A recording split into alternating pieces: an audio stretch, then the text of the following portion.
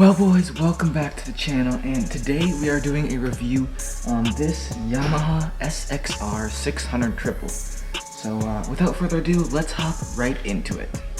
So boys, before we get into the statistics of the SXR snowmobile right here, I'm just going to do a quick walk around and show you guys all the little things about this snowmobile. So let's hop right into that, and then we'll go to the sit down statistics, all the other stuff about the snowmobile.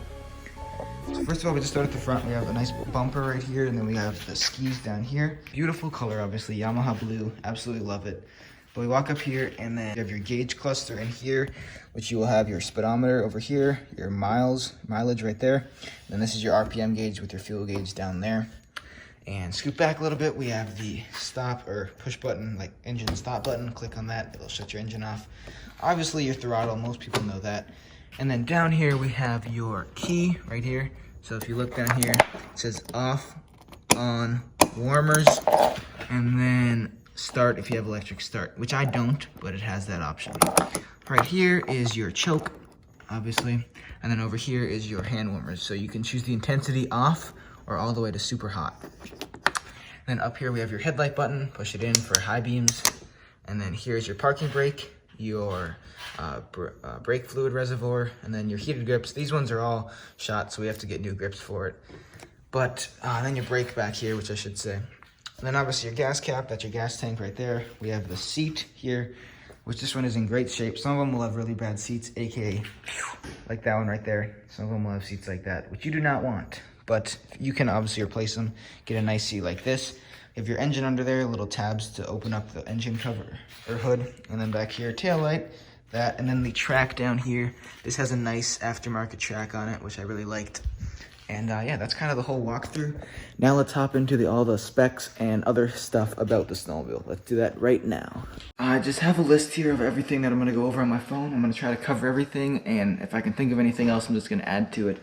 But let's just get off right with the review right now. And first thing I'm gonna say is, this is a Yamaha SXR, and it's a 2000 model. It came out in 1999. It was the first year of the SXR, and it ended in 2020 or in 2003. Sorry, I absolutely love it. It's an amazing sled, guys, and yeah, I absolutely love it. It is so let's just say it's 108.7 inches long and 47.2 inches wide and 48.4 inches high. So those are statistics that most people don't care about, but some people do. So I'm just gonna make sure I mentioned them.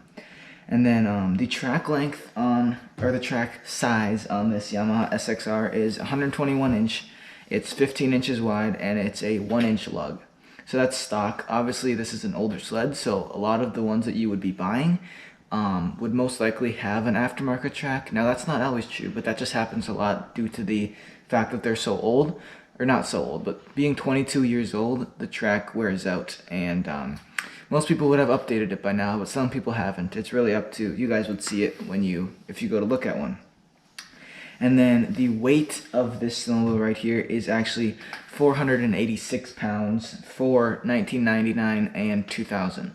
In 2001 2003, it's 489 pounds, so just a little bit heavier. But they're all pretty much the same. So all through the different years that this sled was made, they're all very, very, very close to the same. They're all very similar. And then the engine that is in this Yamaha SXR right here is a 2-stroke, 3-cylinder, 593cc engine. And it is obviously a triple, which just means 3 cylinders, but it is still a 2-stroke, if you didn't know that. Hope if you're looking at buying one you knew that, but some of you might not. And how much horsepower this sled produces is somewhere from 98 to 100 horsepower. So it is for a 600, it's a very powerful sled, and it goes very fast. Its top speed is about 105 to 110 miles an hour. So it's very fast. It'll scream down the trails. It'll go plenty fast. Now, if you're doing drag races and stuff like that, maybe it's not as fast as something you'd want, but for a normal person who's just going to be trail riding on lakes, whatever you're doing, it's plenty fast for a normal person's needs.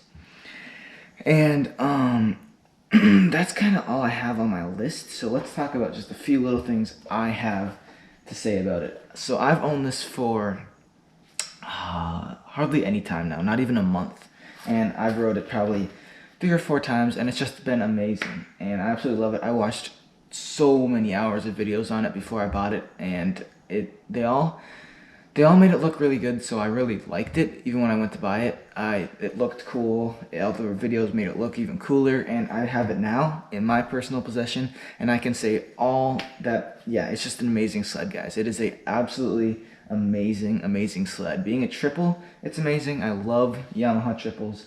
And don't get me wrong, there's nothing wrong with Arctic Cat or Polaris triples. They're all amazing, but I am a Yamaha fan, as you can see with Yamaha and a Yamaha behind that. And it's just been amazing. And if you can't see, right here is a Yamaha Phaser FX, so a little bit newer, different body style. It's also a 4-stroke, so completely different between these two.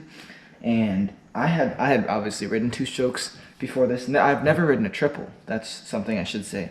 Before I got this sled, I had never ridden a triple in my life, and it was a new experience. But I love it. I love the Yamaha triple. They sound amazing. They're faster. It's just a great sled. And coming from a 4-stroke to a 2-stroke, it is a big difference. So it's a learning curve. You have to get used to it. But I absolutely love both of them. I have nothing bad to say about either types of snowmobiles. It really depends on what you're interested in. And a 4-stroke is obviously heavier than a 2-stroke. 2-strokes are lighter normally.